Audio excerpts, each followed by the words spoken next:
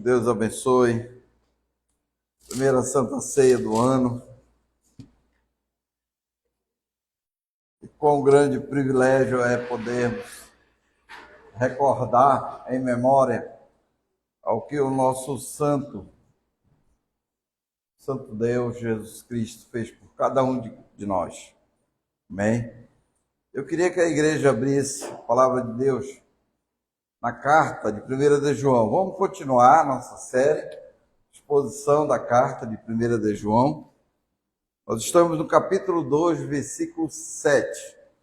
O objetivo da exposição da carta de 1 João é exatamente trazermos à igreja ao conhecimento as características, as evidências que o verdadeiro crente apresenta no decorrer da sua caminhada, podemos dizer assim, por aqui pela terra.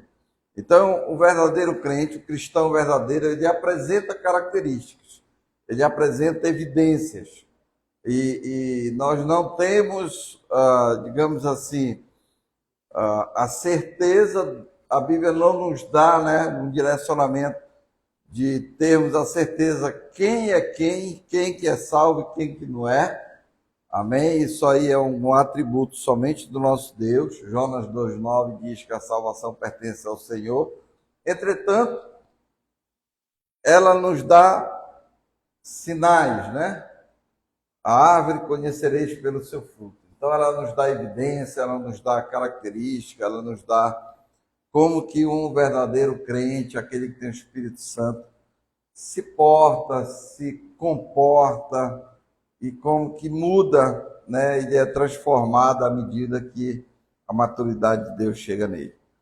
E a carta de 1 João é exatamente com esse objetivo. 1 João capítulo 5, verso 13, vai dizer que eu escrevo essas coisas para que vocês tenham certeza, de que tens a vida eterna. Tá bom?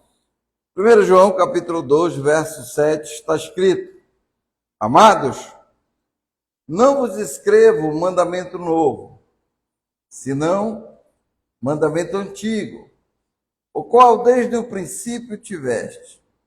Este mandamento antigo é a palavra que ouviste. Todavia, vos escrevo um novo mandamento, aquilo que é verdadeiro nele e em vós, porque as trevas se vão dissipando e a verdadeira luz já brilha. Aquele que diz estar na luz e odeia seu irmão até agora, está nas trevas. Aquele que ama seu irmão permanece na luz, e nele não há nenhum tropeço. Aquele, porém, que odeia a seu irmão está nas trevas, e anda nas trevas, e não sabe para onde vai, porque as trevas lhes cegaram os olhos. Amém? Oremos.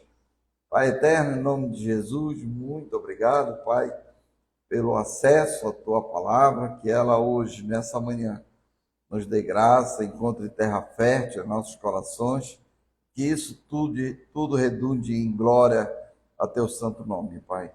Muito obrigado. Em nome de Cristo Jesus. Amém e amém. Glória a Deus, amados.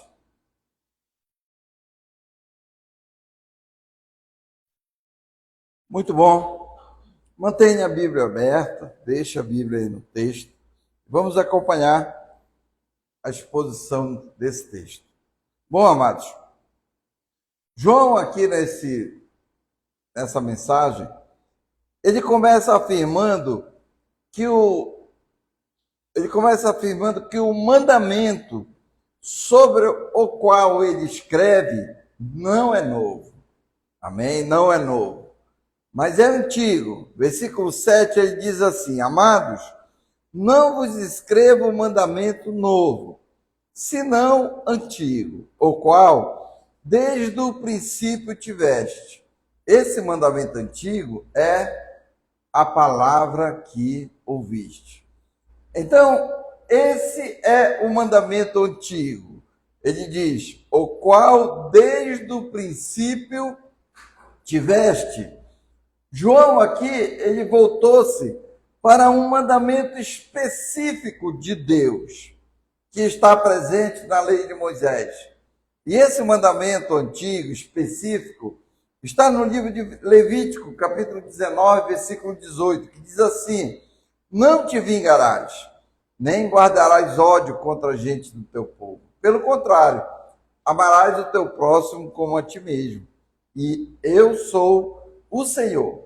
No entanto, amados, ele também afirma que esse mandamento, embora seja antigo, porque ele foi escrito na época de Moisés, ele é novo. Ou seja, o antigo mandamento é novo no sentido de qualidade aqui, pois Cristo ele vem e ele nos dá um significado muito mais rico e profundo a esse mandamento. Ou seja, João ele nos fala da novidade do mandamento. Ele se torna novo em Cristo Jesus, pois é elevado, podemos dizer assim, a um padrão muito maior. Jesus ele diz assim, João capítulo 13, verso 34, eu vos dou um novo mandamento, que ameis uns aos outros, assim como eu amei, assim como eu vos amei, que também vos ameis uns aos outros. Amados, esse mandamento, ele é tanto antigo, podemos dizer assim, quanto novo. Ele é antigo porque ele se origina na lei de Moisés, como eu falei, mas ele é novo exatamente porque ele tem esse novo significado e implicações, né, para aqueles que vivem após a primeira vinda de Cristo. Então, o amor sacrificial de Cristo, ele dá um significado muito mais profundo a esse mandamento, mostrando que ele deve ser vivido na luz, aliás, à luz do Evangelho. Então, a realidade do amor, ela vem e distingue aqui o reino da luz para o reino das trevas, que é onde o ódio ainda governa. Amém? Essa realidade desse amor. Então, quando nós cremos em Cristo Jesus, nós recebemos uma nova vida, nós sabemos disso já. O Espírito de Deus, ele passa a viver dentro de cada um de nós, e o amor de Deus, ele é derramado em nossos corações. Amém? Em nossos corações. Então, não é preciso, né, que Deus desça do céu aqui para nos ensinar que devemos amar uns aos outros. Pois como ele diz, Paulo fala em 1 Tessalonicenses capítulo 9, capítulo 4, versículo 9, ele diz assim, olha só, mas quanto ao amor fraternal, né, o amor entre irmãos, não é preciso que eu vos escreva, visto que vós mesmos sois instruídos por Deus a vos amardes uns aos outros. Amém?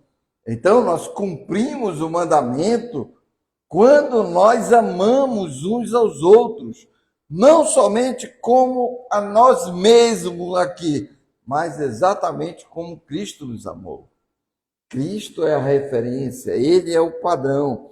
E quando amamos, né, cumprimos, diz o texto bíblico, toda a lei de Deus, pois o cumprimento da lei é exatamente a prática do amor.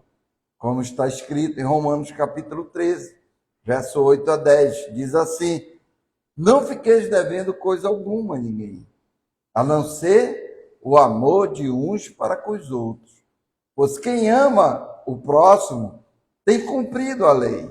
Portanto, não adulterarás, não matarás, não furtarás, não cobiçarás, ou qualquer outro mandamento.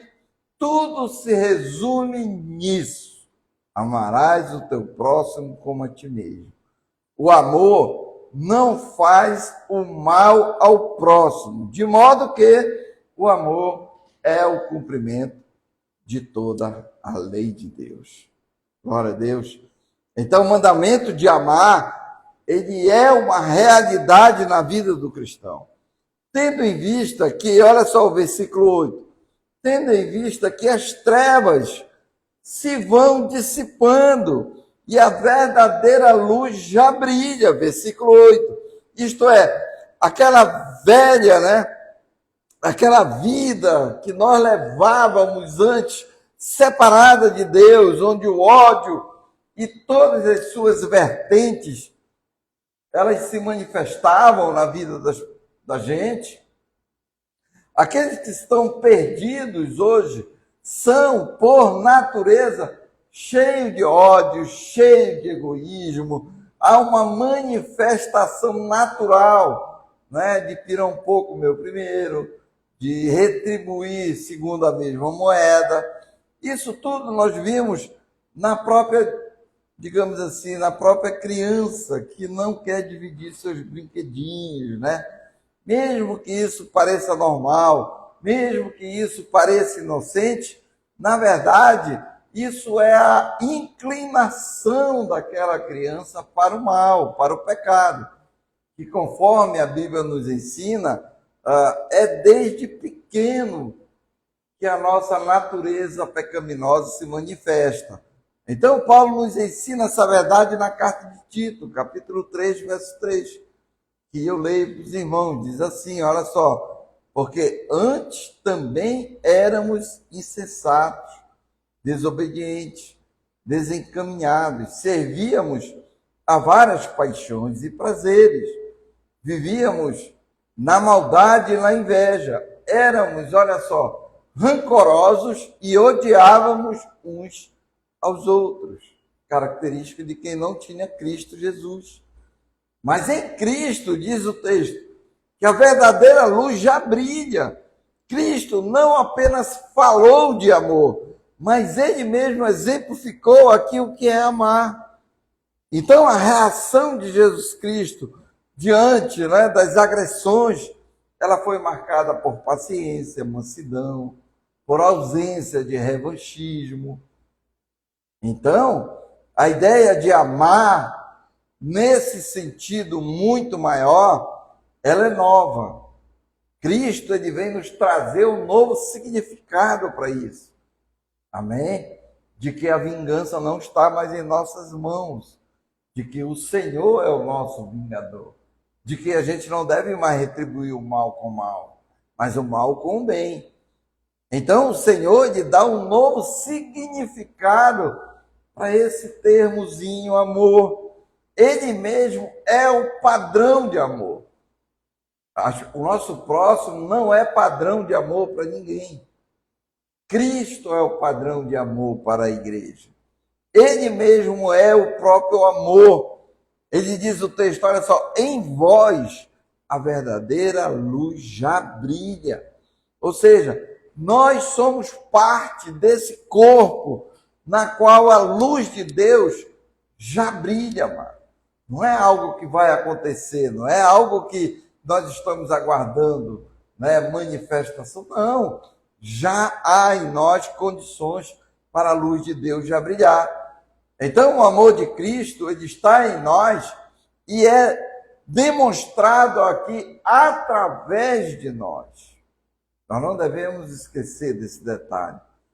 Amém? O amor de Cristo, ele é manifestado através de cada filho verdadeiro do Senhor. Então, o amor de Cristo não é uma questão de sentimento, Nós não devemos esperar sentir vontade de fazer o bem a alguém, de retribuir o mal com o bem. Tem gente que ora para ter vontade de perdoar. Não, irmão. Não é assim. Não é uma questão de sentimento, mas é uma questão de ação, é uma questão de vontade. Eu decido perdoar, eu decido amar as pessoas, os meus irmãos, independente, amado, do que eles possam fazer para mim. Se eles estão fazendo bem, se eles estão fazendo mal. A atitude deles para comigo não me define mais. O que me define é o Espírito Santo que habita dentro de mim. Glória a Deus. Daí eu não pago mais o mal com o bem. Daí eis-me aqui para servir de toda boa vontade para com o meu próximo. E João menciona, olha só, no finalzinho do versículo 8. Sabe por quê? Porque ele diz, olha só, porque as trevas já vão se dissipando, amado, na vida de vocês. E a verdadeira luz já brilha. Isso reflete a realidade do reino de Deus que já começou em nós em Cristo Jesus. Mas, embora ainda não se consumou, o crente ele já está vivendo na luz. E ele já reflete, né, a nova realidade do reino de Deus em cada um de nós. João, então, ele vem e apresenta-nos um contraste aqui claro entre, olha só, aqueles que vivem na luz, ou seja, aqueles que têm o amor de Deus, e aqueles que vivem nas trevas, ou seja, aquelas pessoas que manifestam ódio pelos outros. Ele vem nos apresentar aqui um contraste. Notem só, a ilusão daquelas pessoas que odeiam seus irmãos. Versículo 9, ele diz assim, olha, aquele que diz estar na luz e odeia a seu irmão, até agora está nas trevas. Amém?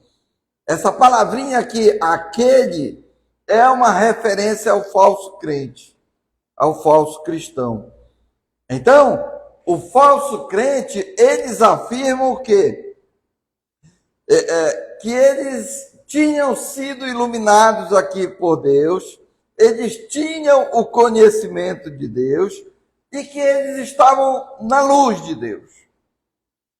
O falso crente, ele até hoje ele afirma isso aqui. Mas João, ele os desmente aqui no versículo 4, por desobediência, que o falso crente, ele não é uma pessoa obediente. Dificilmente você vai encontrar um falso crente obediente. No geral, ele é rebelde para com a palavra de Deus, para com as coisas de Deus. Então, ele é desobediente, capítulo 2, versículo 4. E agora, ele também odeia, versículo 8, o seu irmão. E odiar aqui não é naquele sentido de todo o tempo, né? Mas as pequenas manifestações habituais de cada um de nós, há uma evidência de ódio, há uma evidência, né, de manifestação de desprezo para com seu irmão. Então, João vem nos mostrar aqui uma demonstração que eles são falsos, e que eles odeiam.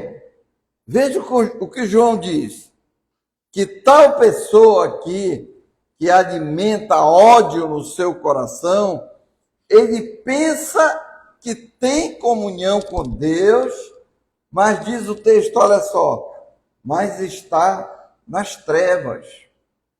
Isto é, ele está perdido, ele está separado de Deus. Pois é impossível termos comunhão com Deus e odiarmos os nossos irmãos. Amém? Ou é impossível termos comunhão com Deus e não termos comunhão com nossos irmãos. É impossível amarmos a Deus e odiarmos a nossos irmãos. Então, irmãos, ninguém pode ser crente sozinho. Ninguém pode ser crente sozinho. O cristianismo, ele é uma religião relacional. Aquele que odeia é uma pessoa iludida, embora possa estar dentro da igreja, embora possa ser batizado, embora possa até estar pregando. Mas se ele odeia as pessoas, se ele tem um asco para com as pessoas, ele é uma pessoa iludida diante de si, primeiramente, né? E diante das pessoas, claro, diante das pessoas. Porque Porque ele pensa que está salvo, mas na realidade ele está perdido, pois a luz de Deus aqui, ela está relacionada ao conhecimento de Deus e a nossa comunhão com Ele. E depois de uns com os outros. De uns com os outros. Alguns aqui dentro da igreja não são cristãos verdadeiros. Alguns dentro da igreja não são cristãos de verdade. E a falta, de amor deles pelos cristãos, pelos seus irmãos, evidenciam que eles também necessitam do amor de Cristo. Evidenciam. Então, o ódio é exatamente o sinal que não compreenderam verdadeiramente essas coisas e que ainda estão perdidos. Amém? Então, amar o irmão como evidência de conversão é exatamente o que o nosso apóstolo João está nos trazendo à luz aqui. Quem verdadeiramente está em Cristo Jesus, ele é transformado e manifesta, o amor para com os nossos irmãos, como evidência dessa regeneração operada pelo Espírito Santo de Deus. Amém? Se eu nasci de novo, se eu fui regenerado dos meus maus caminhos, há evidências, há sinais, E um deles é porque eu tenho muito amor pelos meus irmãos, é porque eu tenho carinho por eles, é porque eu quero ajudá-los a crescer nas coisas de Deus. Glória a Deus. Então, amado, aquele que odeia seu irmão está nas trevas e demonstra que ainda não experimentou a graça transformadora de Deus. Isso não significa, irmãos, que o crente não possa lutar contra os sentimentos pecaminosos que porventura ele possa estar sentindo. Mas sim, olha só, que o ódio habitual, é disso que João está falando aqui, que aquele ódio habitual e não arrependido é incompatível com a nova natureza de todo crente. Amém? Aquele ódio habitual. Já o amor aos irmãos, ele é evidência de que nós temos comunhão com Deus. Olha o contraste. Se eu odeio meu irmão, é sinal que eu estou nas trevas. Mas, por outro lado, se eu amo o meu irmão, e aqui é uma referência ao povo de Deus, é uma referência à igreja, aos irmãos da fé. Se eu amo meus irmãos, em contraste, eu tenho comunhão com Deus. Olha o versículo 10. Aquele que ama seu irmão permanece na luz e nele não há nenhum tropeço. Aleluia. Então, o cristão que é guiado por Deus aqui, ele é protegido do erro e ele vive de maneira que glorifica a Deus. E conhecemos a Deus quando amamos o nosso irmão. E aquele que ama, diz o texto, não há tropeço nele. E a palavra grega aqui para tropeço, ele faz a referência a uma pedra pontiaguda que fazia tropeçar os viajantes da ocasião, da época. Então, aqui, a falta de amor, ela produz tropeço na pessoa, e a melhor maneira de não fazer um irmão tropeçar é exatamente amando. Amém? A gente tem o costume de dizer, irmão, não seja tropeço na vida do seu irmão. E é esse sentido. Qualquer irmão que está sendo tropeço na vida do outro tem que ter cuidado, porque a falta de amor manifesta tropeço, manifesta que esse irmão está sendo aquela pedra pontiaguda no caminho espiritual do seu irmão. E ele pode sim vir a tropeçar. Por outro lado, o ódio, diz João, o ódio aos irmãos é evidência, como eu falei, ele repete no versículo 11, é evidência de que nós estamos cegos, de que nós estamos perdidos. Olha só, versículo 11. Aquele, porém, que odeia seu irmão, esse está nas trevas e anda nas trevas, e não sabe para onde vai, ou seja, está perdido. Por quê? Porque as trevas cegaram-lhe os olhos. Amém? Ódio aqui não é simplesmente não gostar, amado, né? Eu não gosto de uma pessoa. Não é isso aqui. Aqui é um contraste maligno e infernal ao amor de Deus, ao amor divino. Ou seja, é aquele ódio que deseja que o mal aconteça contra aquela pessoa odiada. Amém? Então, é aquele desejo de que algo de mal aconteça a alguém. É desse ódio que João está falando aqui. Tal pessoa que tem esse desejo, diz o texto, está sob o domínio das trevas. E as trevas lhe cegaram. E a pessoa, ela não consegue discernir as suas ações e nem sabe o caminho que está seguindo, que é um caminho de perdição. Amém? Dizem, amado, que o amor é cego, né? Mas na realidade é o contrário. O ódio é que é cego, não é o amor. O amor, ele nos faz ver com clareza as coisas. Mas o ódio não. O ódio, ele cega totalmente a nossa visão da realidade. Ou seja, não basta dizer aqui que o amor é importante ou que Cristo é o nosso exemplo. O amor, ele tem que ser uma experiência vívida em nossas vidas. Tem que ser algo prático, né? As pessoas, elas sentem o amor de um para com os outros.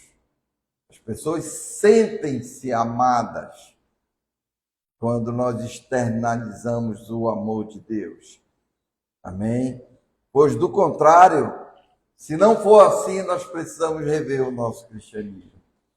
Então, amados, e aqui é o caminho para o fim, este texto, ele nos convida a refletir sobre o nosso relacionamento com os outros. Estamos vivendo na luz, amém? Nós estamos vivendo na luz. Nós estamos amando sacrificialmente como Cristo amou. Ou, amados, a amargura em nosso coração, ou a ódio, ou a indiferença, que precisam ser tratados, né? O mandamento novo aqui é possível, porque Deus, ele nos amou primeiro. E esse amor, ele vem e nos capacita a amar mesmo aqueles que nos ferem. Porque o Espírito Santo habita dentro do meu coração. Eu deixei de olhar as pessoas segundo a carne. Eu olho agora segundo o Espírito. Amém? E aí, eu já não me vejo como que alguém que vai julgar as pessoas segundo a carne. Amém? Agora tem a ver comigo. É eu que defino como que eu trato as pessoas. Tem a ver com o Deus a qual eu sirvo. Amém? É esse Deus que eu levo em consideração agora quando eu vou tratar alguém ou quando eu vou externalizar, né, as minhas divergências com as pessoas. Eu levo em consideração o meu Deus. Glória a Deus. E então, em 1 João, capítulo 2, versículo 7 a 11, nos ensina que o amor fraternal, o amor entre irmãos, é a evidência de que nós estamos na luz. Ou seja, em comunhão com Deus. E esse amor é fruto, amado, da obra regeneradora do Espírito Santo dentro de cada um de nós. E ele demonstra a nova vida em Cristo Jesus. Amar os irmãos não é opcional para o verdadeiro crente. Amém? Mas é um reflexo aqui do caráter de Deus em nós. E esse amor, Ele é uma manifestação do reino de Deus dentro da vida de cada um de nós. E ele aponta aqui para a esperança final de um mundo onde a luz triunfará sobre as trevas, sobre todas as trevas. E eu concluo extraindo a aplicação para nossas vidas da própria palavra de Deus, onde Paulo, inspirado pelo Espírito Santo, ele nos ensina de maneira preciosa o que é o amor bíblico. Ele diz assim, em 1 Coríntios, capítulo 13, versículo 1 a 7, mesmo que eu falasse a língua dos homens e dos anjos, mas não tivesse amor, seria como um metal que soa, ou como um prato que retine. E essa palavrinha seria como um metal que soa, ou como um prato que retine. Para a época, as pessoas conheciam bem isso aqui. Nos tempos pagãos, o povo lá, os sacerdotes cultuados da época, eles tinham um prato de metal que eles batiam. Era chamando o povo pagão para cultuar o Deus deles, né? Então Paulo está dizendo aqui, olha só, mas se não tivesse amor, seria como um metal que soa, ou como um prato que retine. Não faz sentido nenhum. Não adianta chamar para adorar um Deus que não existe, para adorar um ídolo, né? E mesmo que eu tivesse, diz o texto, o dom de profecia, e conhecesse todos os mistérios, e tivesse todo o conhecimento, e mesmo que tivesse fé, olha só, suficiente para mover montanhas, mas não tivesse amor, eu nada seria.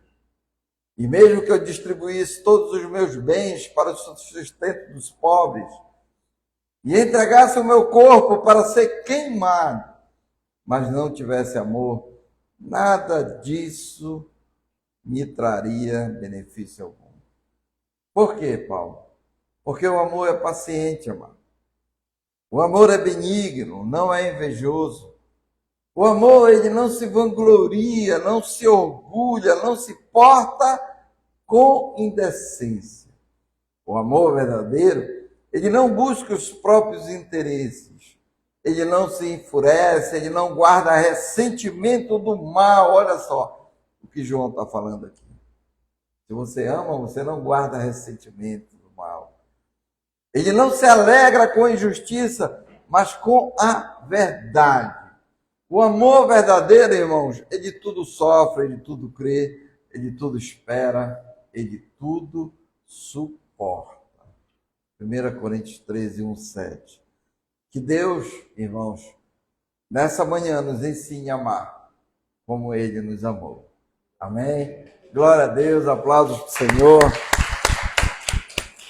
Que Deus nos abençoe nessa manhã. Vamos fazer nossa Santa Ceia, né? Convidar o Ministério de Louvor para